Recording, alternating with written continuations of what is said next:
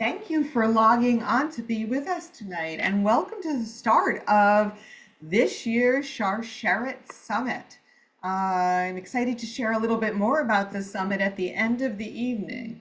But as for tonight, you may be simply listening to learn more.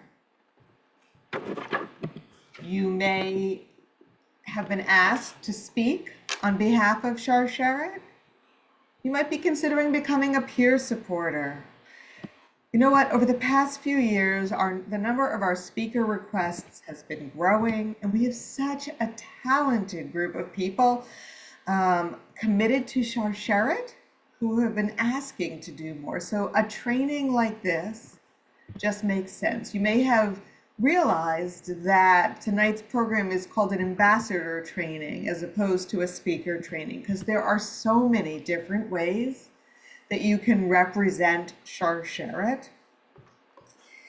So tonight will be helpful for anyone interested in speaking to raise awareness or support those who've been impacted by breast or ovarian cancer, as well as those who want to find different ways to raise awareness. I'm Melissa Rosen. I am Sharsheret's Director of Training and Education.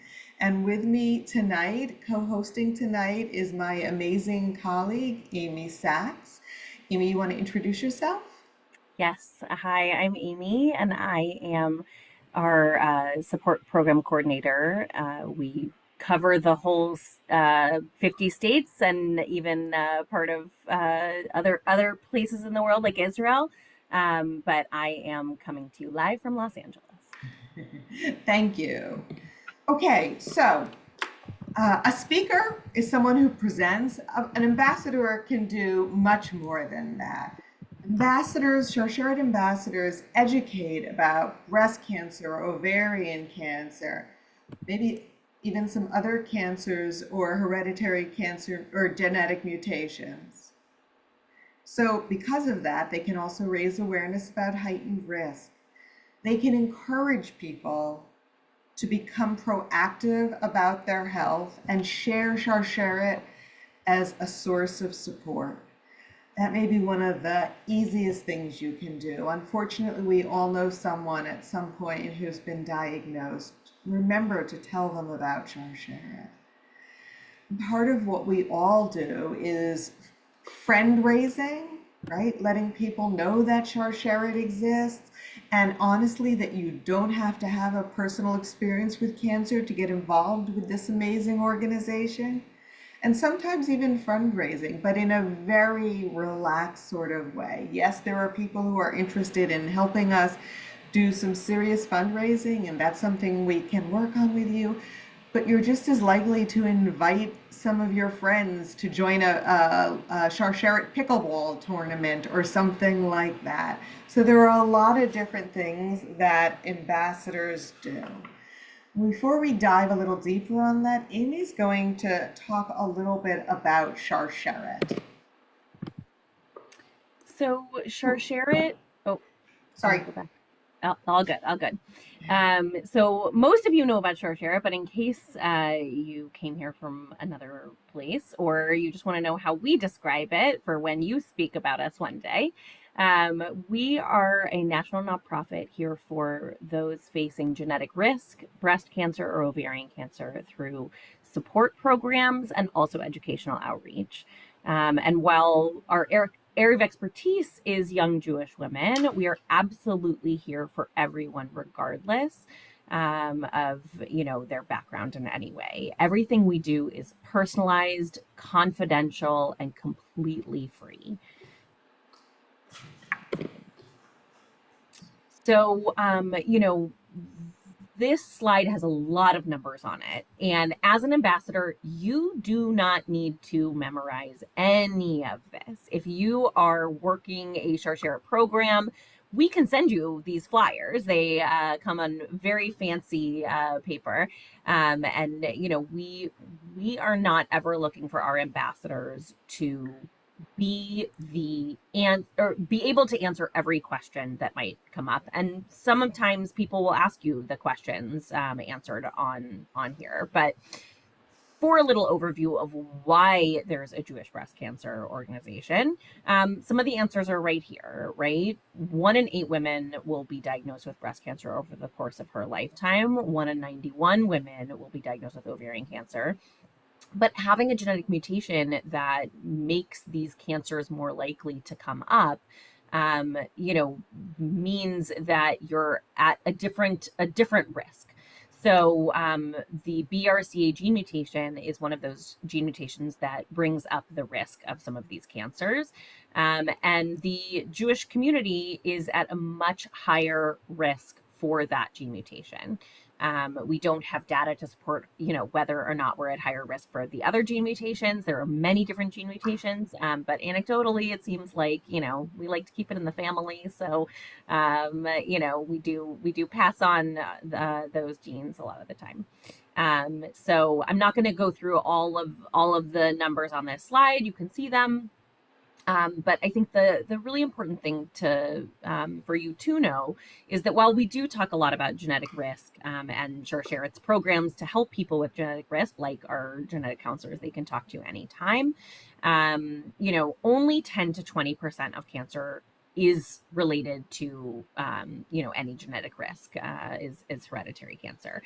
So it's not something that everybody needs to worry about, that their genes are going to make them more likely to have a cancer diagnosis. As we can see on this slide, cancer, cuts across all the different barriers, and you never know, where it's going to be, but you know that Sharsheret is here for you. Yeah. You know what, Amy, I'd love to just point one thing out. Absolutely. Amy and I had to make a change on this slide because the rate, so some good news, the rate of ovarian cancer over the course of a lifetime, it used to be 1 in 72. It has now changed to 1 in 91, and we're reprinting the brochure, but we don't have it yet, so we had to change the slide today. But that's really exciting news.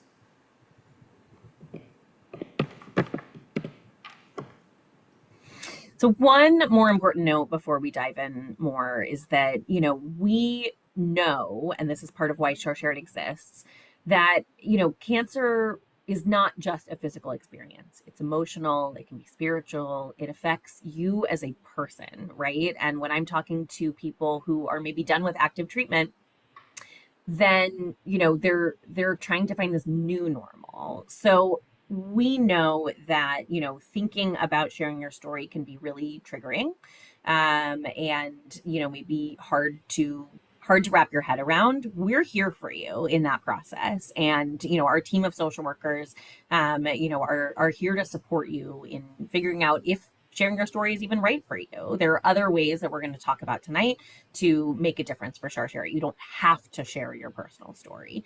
But, part of why Sharsheret exists is that we know that when patients' non-medical needs are met, they have better medical outcomes. That basically is a fancy way of saying we know that the mind-body connection is real, and there are studies, there is data to support that when people do better emotionally, they have better medical outcomes. So what that means is that when you come to Sharsheret for support, or you provide that support to each other, to other people and to each other, you're likely to have better medical outcomes. And, I know that when I make our peer support matches and I check in with the peer supporter, I often hear them say, well, I think it was helpful to the caller who, was coming to me for support, but I know it was helpful to me, right? We know that giving back is something that can help you process your experience.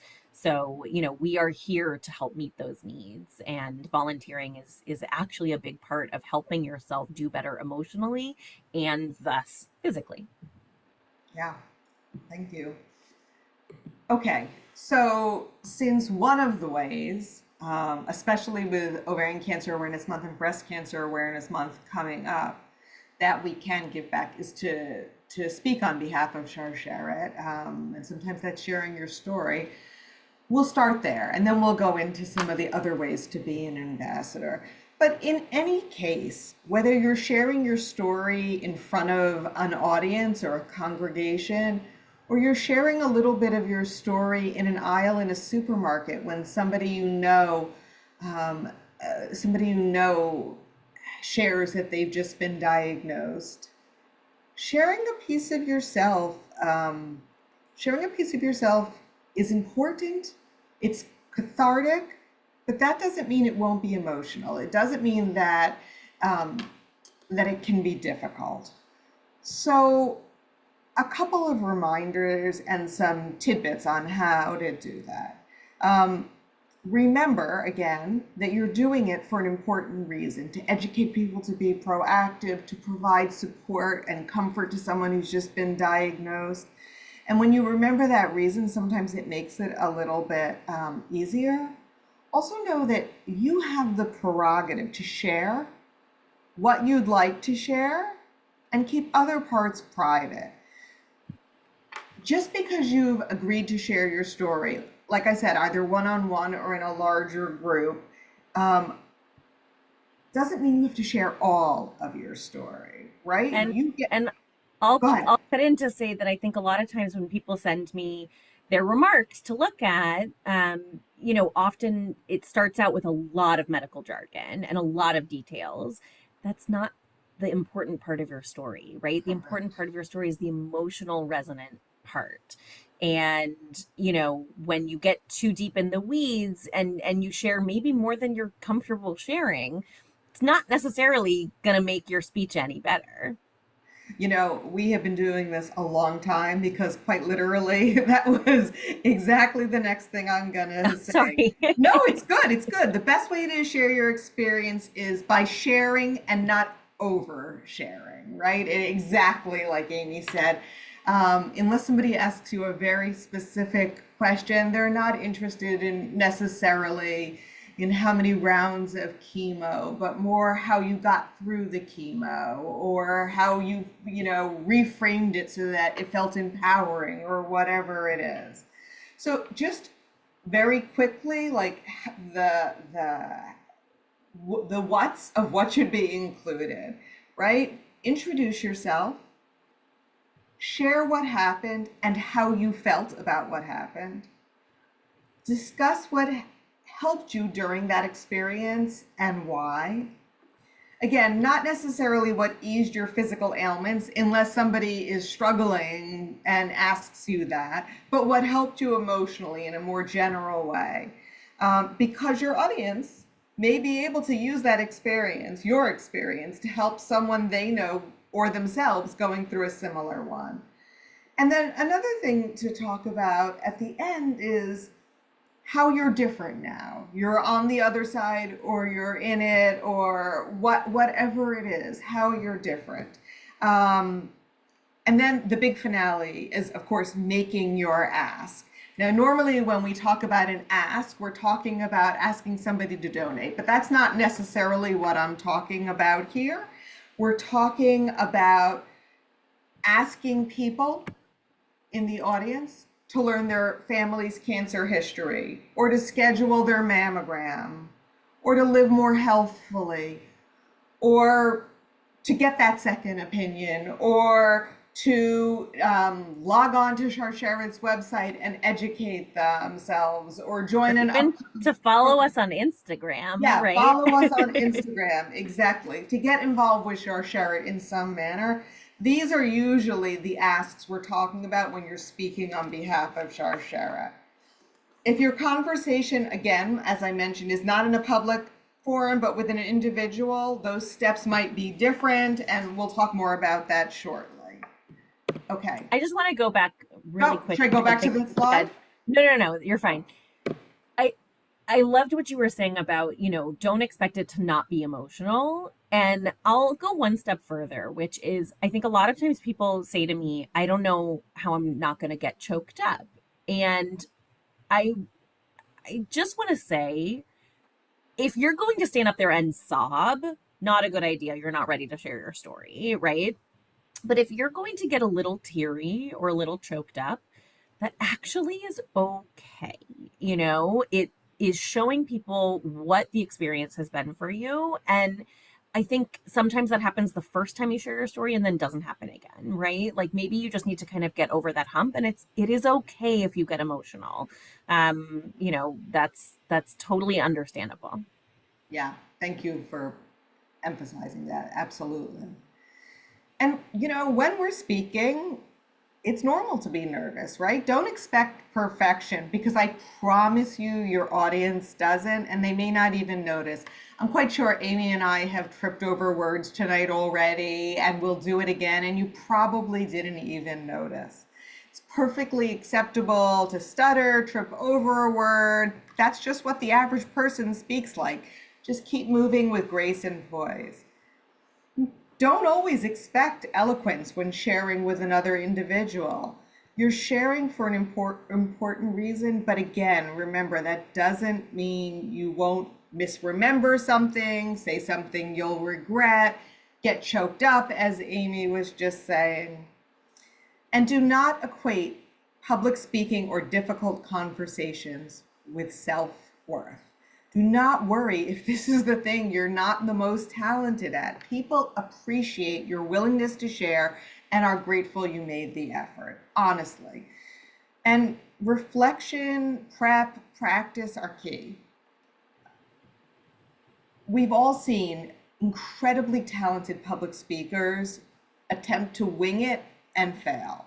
No matter how experienced you are as a public speaker or how familiar you are with the topic, just jot an outline down, a couple of bullet points. Even if you're planning for a conversation rather than a presentation, take time ahead of it to think about what you're comfortable sharing. And here's something that I've actually heard people talk about. They're nervous about getting up there and being nervous. Wow, that really does sound horrible. What a way to compound your anxiety. I was actually really surprised to learn that nervousness is simply adrenaline flowing. It's a form of energy. So excitement and nervousness are actually the same thing. It's just how we frame it in our minds. You're unlikely to be able to change nervousness into calm, but it's much easier to change because they are the same. Nervousness into excitement again. So speaking louder allows you to express passion for the topic. Sometimes I'll encourage people to actually say to themselves before they go on. I'm excited. I'm really excited about this. So that's really a great way to kind of frame your anxiety. Of course, we have goals for public speaking. Ours are Ours at Sharsheret are to have all of us educate about genetics, risk, breast and ovarian cancers, maybe to inspire the audience to make healthy life choices, to inform people that about free and culturally meaningful resources that Sharsheret provides. But as speakers, you may have your own goals. Maybe as Amy said earlier, to give back to the community, to help you process your own experience, to honor someone you know who's faced or is facing cancer. And these goals, these personal goals, are just as valuable and just as important and just as legitimate as the ones that Sharsheret formally has for these presentations. And I want you to remember that. That's very important. Okay, super quickly as we finish up the public speaking part and start talking about other things. Listen, I'm aware that many people find public speaking scary, and people tend to believe they're either good at it or not good at it. But I want to let you know that you can work to speak comfortably in public, even if you don't consider yourself a good public speaker right now. So we'll begin with a few of those tips and exercises to help with that. Or if you're already comfortable, simply to up your game. Okay, let's talk preparation. You want to decide from the onset whether you want to write your speech out word for word or use notes or bullet points. Ideally, you'll want to use notes so your presentation comes across in a very conversational way, but every person is different and you must do what works for you. If you do decide to have a completely scripted presentation, remember to look up and around the room frequently. Keep your finger on the place on your page so you don't lose it. Practice. Obviously, that seems obvious, but practice by yourself. Use a mirror. Practice with a friend or partner. And by the way, review with Sharsheret. One of the things I do quite frequently, and I believe Amy does this too, is we work with volunteers reviewing their content, helping them practice so that they're comfortable. And then when it's time for your presentation, the first thing I want you to remember is that the average adult has an attention span of just 10 to 12 minutes. If somebody is asking you to speak for 30 minutes, let's talk about ways you can convince them of other things to fill that time after you've spoken briefly. Because it's very hard for people to keep their attention focused for that long. And honestly, I usually suggest 4 minutes for a speech. You know, we can, like Melissa said, we have other ideas, we have activities that people can do, or a video that we can share for people to watch. But you know, don't feel like if you're sharing your story, you need to fill 15 minutes or 10 minutes even. You know, that's going to be really exhausting. You know, the most effective presenters actually connect with their audience. You are sharing something very personal, something you care deeply about, obviously, and that makes connecting so much easier. But some of the ways to connect are eye contact, like I mentioned before. You don't have to look at individual people. That may be nerve-wracking, but just look around the room. Those in the audience can't tell if you're looking at individual people or the picture on the wall behind them. One of the things we often recommend is to start by asking a question. By show of hands, how many of you have heard of Sharsheret before? Or, you know what? If you know somebody who's faced or is facing cancer, please stand. You know, another thing to do is to speak conversationally and with intonation. And here's one, if you remember doing high school or college presentations, speak loudly, clearly, and slowly. So slowly that it sounds odd to you. People rush through presentations way too fast. That when you're speaking at a normal pace, it's probably too fast, right? You really want to speak very slowly. And feel free to use your hands. People often, when they teach public speaking, say not to, and I'm telling you, it's very acceptable to use your hands and to talk like this. One way that makes it easier is to have in mind that this is simply a conversation that you happen to be dominating. Don't think of it as a formal presentation once you're up there. Okay, Q&A sessions, because when you're asked to speak, very often there's an opportunity to have people ask questions. I want you to not be afraid of questions. It's a great way to connect and perhaps connect people with Sharsheret. So here are some things you need to remember with regard to questions.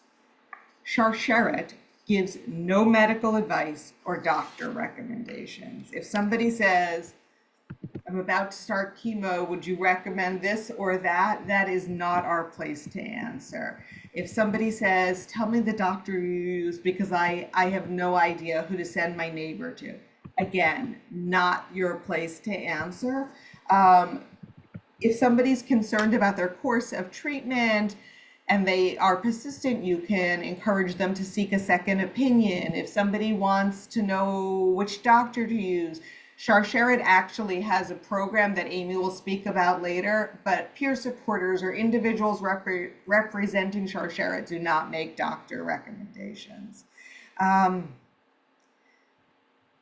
It's okay to say, I don't know. In fact, it's better if you're not sure of the answer to simply say it. I've actually done it myself. Remind the audience that Sharsheret staff members are available to answer any questions, whether that evening or via email, and share our contact information as appropriate. Here's something that's really important. Sometimes people are more comfortable speaking privately for any number of reasons. I always tell my audience that I'll stay after the presentation for anyone who'd rather talk to me in a less public forum. And the last reminder is, remember that if someone shares information with you, you should not share that information with anyone, with friends, with rabbis, with your partner. It's really private. And even if they've shared it in a public forum, like an educational program, it doesn't mean they want to be talked about or they're giving you permission to talk about it afterward. And the only caveat to that, the only thing I will say is, if somebody says something that's upset you or that's left you with questions, you're certainly allowed to speak to your social worker at Sharsheret about that. But that's not really sharing their information. That's more helping you through process whatever you were asked or heard. All right. Anatomy of a great speech. Introduce yourself. But again, it's your choice as to what to share. It's important to remember that you set your boundaries. Are you a synagogue member if you're speaking at a synagogue? Are you a Sharsheret volunteer? Are you a survivor? Are you a mutation carrier? Are you a caregiver? Are you something else entirely? And you can be more than one of those things. And even if you are more than one of those things, you only have to mention some of those things. Again, you set the boundaries. Develop a great opening. Share a statistic. Did you know that 1 in 400 people carry a BRCA mutation that raises their risk of cancer? But for Ashkenazi Jews, that number is 1 in 40, 10 times the risk. Something like that. Or did you know you could actually take simple steps to lower your risk? Or maybe start off with a very short, funny story, something that happened to you. And I think people find it helpful to know what to anticipate. It sort of organizes it in their own mind so that they can listen to you more openly. Share what you plan to say. Like I did at the beginning of this webinar, the first slide was what's coming this evening. Now it's time to share the meat of your presentation. And depending on what the group requested, you might be introducing a topic such as genetics or caring for a community member who's been diagnosed. You might simply be sharing an overview of Sharsheret, and you might be sharing your story or your personal connection to breast or ovarian cancer or even a mutation. Again, you'll definitely be educating people about Sharsheret as well. And how you decide to do this is up to you. You could weave Sharsheret into your own story, or you could start with your story and then talk about Sharsheret, with the bridge being how Sharsheret helped you through a situation. An example, when I speak, is of my own story. When I speak, I share, as a survivor myself, I share my unique story. I talk about ways to mitigate risk, and then I loop back to how knowing my own needs helped me be diagnosed at a much earlier stage. That's just one way to do it. You should look to make the audience a part of the presentation. What might they do this week after your presentation? Start walking to get some exercise, schedule a mammogram, eat better, visit a friend who's dealing with cancer. How might they get involved with Sharsheret? Is it racing on Team Sharsheret?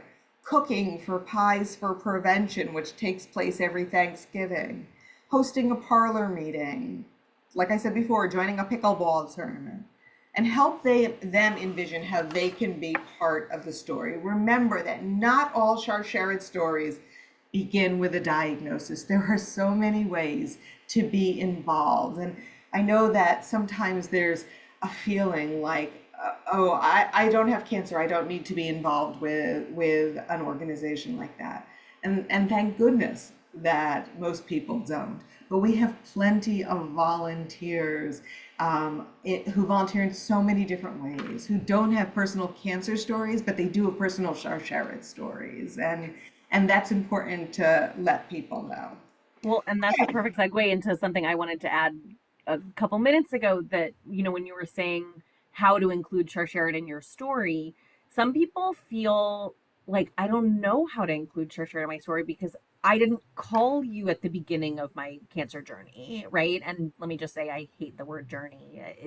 Me too. So I know a lot of people really hate it. So, but sometimes it just works the I say best. cancer experience. Cancer experience, I use a lot. Yes, that's but you know, sometimes it's very common for people to call us 2 to 3 years after they're first diagnosed.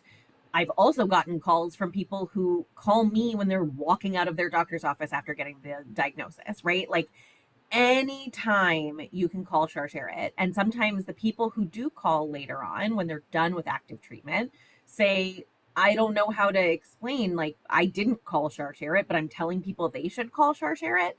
It's totally fine, right? Because everybody comes to us if and when they're ready. And there's no right way to come to Sharsheret. So often, the thing that I tell these people is go ahead and tell your story and say, I wasn't ready to call her. I didn't know about Sharsheret. I wish I had, right? And you can kind of say it from that perspective. You don't have to pretend you're like this ideal Sharsheret program participant. There's no such thing. But I know that many people have mentioned, like, I don't know what to do about that. It's okay. Be honest, and we can work with you on the best way to weave us in. Absolutely. I've spoken to many people myself who have called many, many years after their diagnosis when they heard somebody speak and they realized it was still okay to call. 8 years later, 10 years later, wondering why cancer still might feel like such a big part of their lives, even though it's in their rear view mirror, and they're surprised that they haven't been able to get back to their lives, or called that long late, after to get involved or to whatever, or to be a peer supporter or whatever it is. So yeah, even sharing that might prompt somebody to call. So absolutely. Absolutely. And Amy, great segue because the next slide is yours.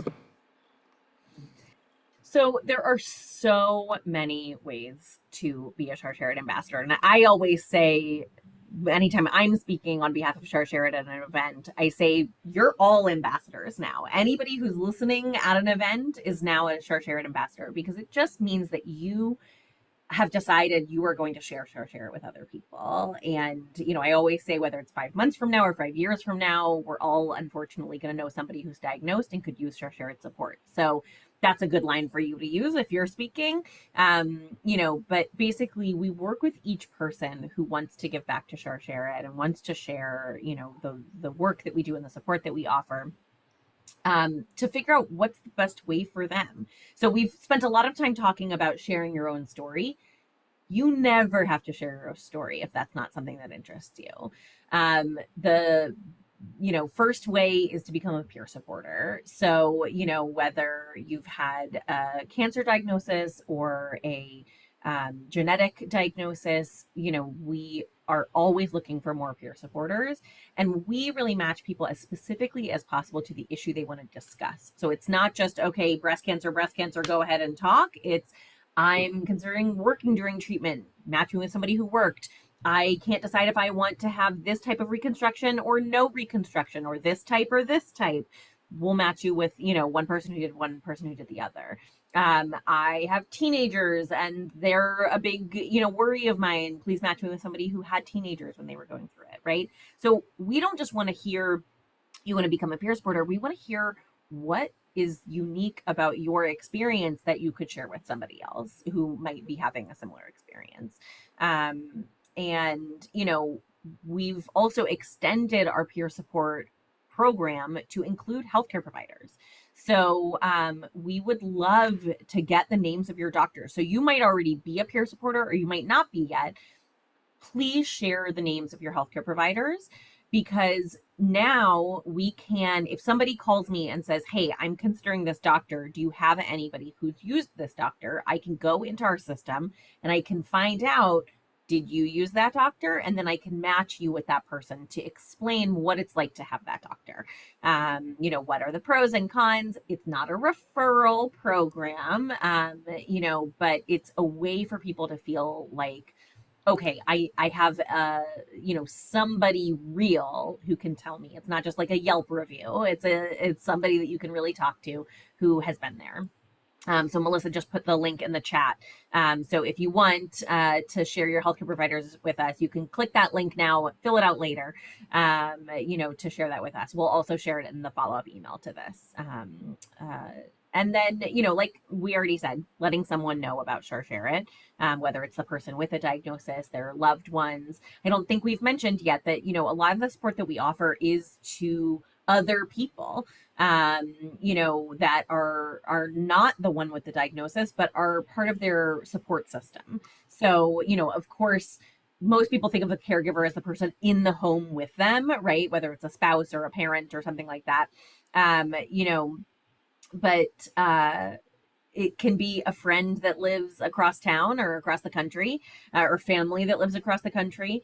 Anybody who is part of their support system, anybody who cares about the person going through it is their caregiver, is the way that we say it.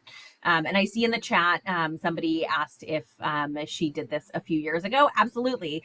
This is not a brand new program, but it's still a newer program, because Sharesharet's been around over 24 years. So this is a newer program for us. So if you already shared your healthcare providers, that's fantastic. If you haven't, because we know a lot of you haven't, please click on that link. Posting about us on social media is huge. I can't tell you how many people are now telling us they heard about us from TikTok, which is amazing. I had somebody just yesterday tell me that they heard about us from ChatGPT. So, it's crazy. That is brand new, hot off the presses. That's never happened to me before. So, and that is probably coming from somebody mentioning us on Reddit, or on social media, so the more that you talk about Sharsheret, the more that you share Sharsheret, the more it gets into people's minds, right? I remember learning many, many years ago that advertisements work once you've seen the advertisement like 11 times or 17 times, or I don't remember what the number was, right? But you have to hear a piece of information many times before it really gets into your mind.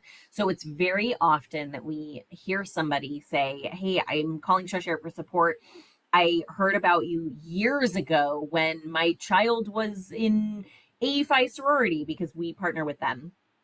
So it's like people hear about us from all these different places, and so you want to mention us as much as possible so that you have the chance to hit that person when they're actually listening and paying attention. Definitely planning a program with us is a great way to be a Sharsheret ambassador. I know when I joined my temple, one of the big things that I wanted to do was get them involved in the Sharsheret West Coast Dash out here in LA. And so now we have a team with my temple, coming to that race in just a couple of weeks. So, whether it's through your synagogue like me, or your book club, or your friend group, or your child's school, whatever it is, we can work with you to figure out what kind of program would be the thing that your community would be interested in. And maybe it's one of the ideas that we are already doing, across the country, like Holla Bakes, Mahjong, Pickleball, existing programs like the West Coast Dash, or maybe it's a brand new idea and you want, you want to come up with this new idea with us. We will work with you to make anything you have an idea about a Sharsheret program. I remember one woman told me that her daughter had a Valentine's Day bake sale every year for their local cancer support organization.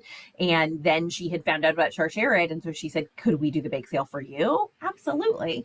It's a great way to teach people about Sharsheret. And, she made an impressive amount of money for a middle schooler, but it wasn't about the money, right? It's about getting the word out that Sharsheret is here for people. We have a blog on our website, and we love having people who have been through any part of this experience share their story. And so we don't need you to have your whole story as part of the blog. Maybe it's just about I was just reading a blog post that we have about waiting for a biopsy result. It was just about that one part of the experience and how they dealt with it and how hard it was. And that blog is helping so many people who are living that same experience. So, writing just maybe 300 to 400 words, one page, about one part of your experience is going to help you process that experience. It's going to help other people process their experience that they're sharing with you. Of course, making a donation is always appreciated, but is not necessary if it's not in the cards for this year. We have lots of different ways that we provide support. If you're on this call, you probably have received support or know about some of these programs. You might not know about all of these programs.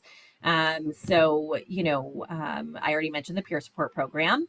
Our Best Face Forward kit is makeups and lotions that come paraben free, phthalate free for people who are currently going through treatment or, are dealing with the cosmetic side effects of treatment. A lot of people really rave about the eyebrow stencil when their eyebrows fall out due to treatment. Our Busy Box is geared towards people with children while they're going through treatment. So for children ages 12 and under, we send toys based on each child's ages and interests and a storybook that explains cancer on a child's level. We also have a version of this kit for teenagers with written materials because we know they don't really play with toys anymore. And all Busy Boxes come with parenting resources for the parents. Our family focus packet comes with resources for the caregivers. And like I said, we use that term very loosely here at Sharsheret. Anybody who cares about the person gets resources that explain what their loved one is going through, how to be there for them, but also the importance of taking care of themselves because you can't pour from an empty cup. Our Thriving Again survivorship kit comes with a binder that helps you keep your health records organized and different resources to help with the emotional impact, the physical impact of survivorship, of treatment on you as a whole person. And it also comes with exercise bands to help people either stay active or get active again after treatment, and a cookbook that explains that's really geared towards people in either treatment or survivorship. And then we also have our genetic program. I mentioned earlier we have genetic counselors that people can talk to either individually or sometimes a family conference call. And that's really great, especially for loved ones who, maybe you've already gotten tested, but your loved one is kind of on the fence and they don't want their insurance to know. They don't want to, their doctor to know yet. They can talk to our genetic counselors completely confidentially. Their insurance will never know. There's no bill. So it can be a nice, first toe in the water.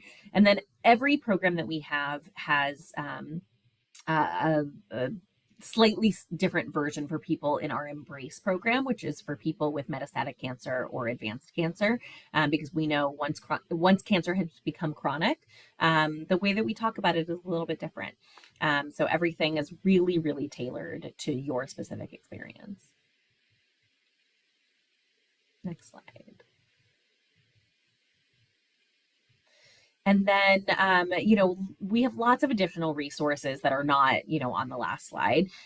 We do send mastectomy kits, and sometimes I send them to people with lumpectomies too, if they're going to have drain holders, because, if they're going to have drains, because we send drain holders, as well as a seatbelt cushion to help you keep comfortable after surgery. And then we send lots of different care packages, depending on where people are at in their journey. There's that word again, it just flows out of my mouth, their experience. But we really are thinking about, what is it that people are going through, and trying to, brighten their days. We have our newer program. It's not brand new again, but it is newer. Our YOD program is for young adults whose parent has gone through cancer, is going through cancer. So it's a smaller program, which we're really looking to grow. So if you know somebody who was between 18 and 25 when their parent was going through it, maybe your 18 to 25-year-old, they might be older now. We would love for them to become a peer supporter for people who are currently 18 to 25 whose parents are going through it. We match these teens and young adults to each other to get that support. Sometimes all they do is text each other. Sometimes they actually have a phone call or a FaceTime. But it's really great. I know I was in this age range when my mom went through cancer, and it was really hard because a lot of my friends hadn't had any experience with it, or maybe just when they were really young and it was a grandparent, and so it's a really individual, specific, experience, that, when we can help those 18 to 25-year-olds, it's really, really rewarding. Then we do have our new nutrition education program. We partner with a lovely dietitian named Tamar Rothenberg, who does one-on-one video sessions with people. So that's fantastic. And then we are gearing up to have Rachel Beller, another wonderful dietitian, host a Sharsheret only Beller Masterclass. Rachel Beller's been on Good Morning America. She's a great dietitian, and that'll be a 6-week program coming up in late October. So stay tuned for emails about that, or get in touch with your Sharsheret social worker if you're interested in that. And then definitely, sharing that with other people who might be interested in it. It's a great way to come into Sharsheret because everybody, reads articles about have soy, don't have soy, have milk, don't have milk, have, all these different things. So, being able to have that one-on-one support or that class support is really fantastic. And then we do have limited specific financial subsidies to those who qualify. They're really geared around the cosmetic side effects of treatment again. So scalp cooling, human hair, customized wig, a nipple and areola tattooing, and eyebrow tattooing. Are our main financial subsidies. And we pride ourselves on our income threshold is much higher than most. So lots of people don't think they'll qualify, but they actually end up qualifying. So if you ever know anybody that needs that, send them our way. And then we also do provide a lot of onco-fertility education and support. So, support for either somebody with a cancer diagnosis who is going through, a fertility journey, trying to preserve eggs, or, somebody who maybe has a genetic predisposition towards cancer and wants to explore pre-implantation PGT, pre-implantation genetic testing. Letting them, talk to one of our genetic counselors and get support around that. We even have a new kit that can help them through that experience. And we have lots of peer supporters, whether they are a peer supporter who went through surrogacy or went through PGT, anything like that. We have a lot of support available.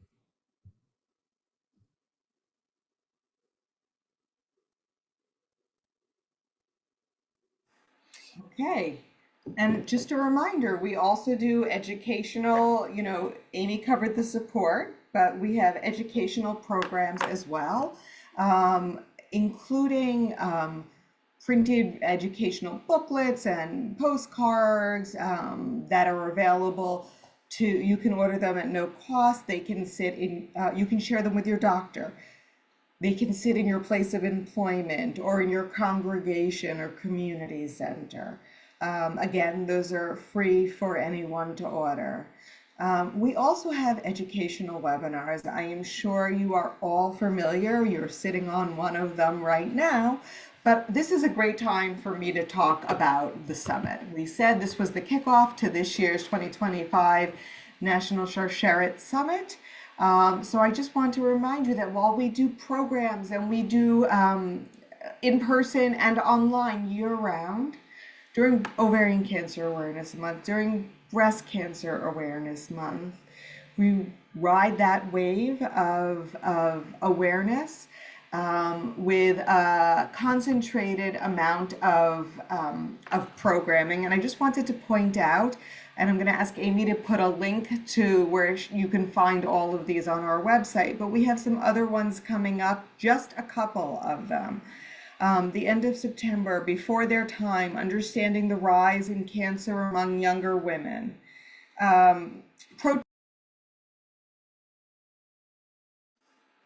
Protein priorities. Sorry, I don't know how I muted myself. Protein priorities. Here's what you really need to know to reduce cancer risk. In the waiting room, managing scanxiety, such an important topic. And those are just 3 of 1, 2, 3, 4, 5, 6, almost 10 webinars that are going to happen between now and the end of October. And so Amy put into the chat box that information on where you can learn more. I also want to point out that there are other things that we do in terms of education that you might not expect. We have a men's leadership council. We have an amazing program called My Second Backpack, which is for younger children who may have a parent who's been diagnosed with cancer. A young professional circle. We outreach to medical specialists outside of oncology, gastroenterology, dermatology, primary care, urology, because all of those have a relationship to BRCA-related cancers and as well as breast and ovarian cancer. We have an online referral system to make it easy for medical professionals to refer us, and we have our newish, that's a word we use a lot, newish Global Health Leadership Training Institute, where we work with professionals and volunteer leaders within the Jewish community to train them in very in-depth ways to be able to provide support, to educate their communities and things like that. I'm running a little fast right now because I want to try and fit it all in. So because we know that questions often make speakers nervous, and because as an ambassador you may well get questions, I'm gonna go through a few of these and ask Amy to help us answer some of them. And if you have any questions, this would be a perfect time to put them in the chat, and we'll get to them if there are any after we do some of these. So first and foremost, Amy, you mentioned earlier that our specialty is young Jewish women, but our programs are open to everybody, and we really do mean that. But why do we need a Jewish organization? The Jewish community is at an increased risk for the BRCA gene mutation, up to 10 times more likely than the general population. Yeah. So, and you know, the other part two of the answer to that question again is, as Amy was talking about earlier, we know that patients who have non-medical needs met have better medical outcomes as an overall group. When we think about non-medical needs, we're often thinking about finances or childcare, maybe rides to treatment. People forget that faith and culture fit into that as well. Absolutely. And that's why our caller numbers spike around the high holidays, because thinking about hearing the rabbi say something about who will be inscribed into the book of life sounds very different when you're in the middle of a cancer diagnosis and treatment. Yeah, absolutely. So I'm going to skip around a little bit. I can't tell you how many times somebody has come up to me at synagogue, in the supermarket, at a Sharsheret event and said, I know somebody who was just diagnosed. Can I give you her number? What's the response, Amy? So please give her my number or give her Sharsheret's website. Or if you have one of our email addresses, feel free to give a personal email address because it's very different to say reach out to a nameless, faceless website versus email Amy. She will help you. Right. We don't want to reach out to people who aren't expecting our call. If they give you their verbal confirmation, yes, I want Sharsheret to call me, then we actually can. But we have a hard and fast rule that if somebody is not expecting our call, we are not calling them because they might not be ready. Like we said, some people reach out years later. We don't want to have them feel forced into connecting with us. Right.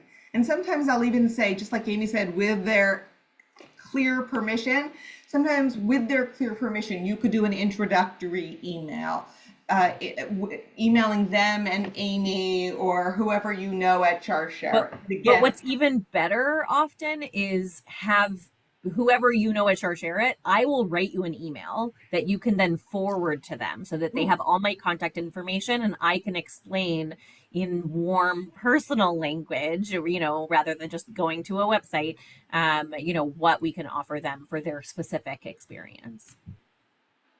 yeah, thank you for that. I'm looking actually now just to make sure that there are no questions in the thing. Okay, where are you located? And how is that irrelevant, Amy?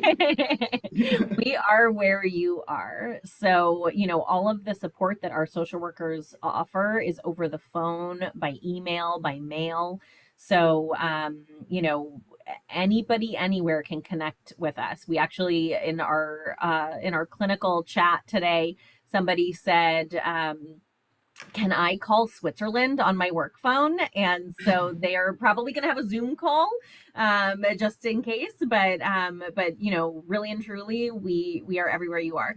If somebody lives out of the country, we cannot send them packages because sure, it's a non-for-profit, and we don't have the money to be sending international mail. But we can It's send held up PDF in versions customs of our anyway. resources and things like that. Yeah. Okay. I wish that we had time to go through so much more. Oh, wait, there is a question. And I'm getting a few. Yeah, so somebody asked about genetic testing for someone without medical insurance.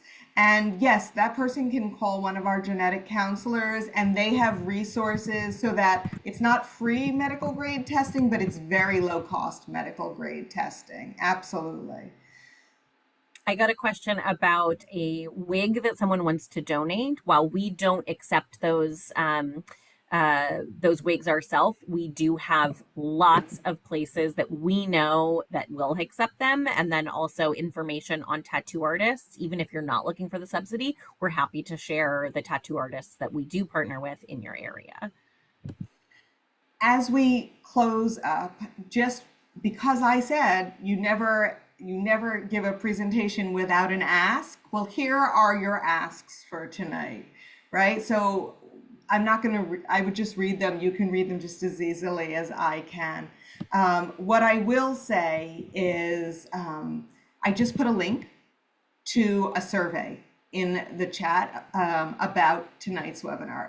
In that survey, it gives you an opportunity to let us know if if you want to be put on a list of someone who can speak, or if you have a presentation already scheduled, your synagogue reached out to you directly and we don't know about it. Let us know about it so we can add it to our website, but also share some resources that you can bring. Also, there's a comment section. We have talking points. We have talking points, a variety of talking points, some general talking points, some talking points about genetics, some talking points about Sharsheret, even the start of a speaking presentation. So if you're interested in that, let us know in the evaluation as well. Amy, you want to finish us up? Please stay connected. If you have any more questions, I see I'm getting a few more direct messages. Please email us anytime. We are absolutely here for you, and we would love to partner with you to bring Sharsheret to your community in whatever way makes the most sense for you and for your community. Thank you so much for joining us tonight. Thank you so much. Have a good night.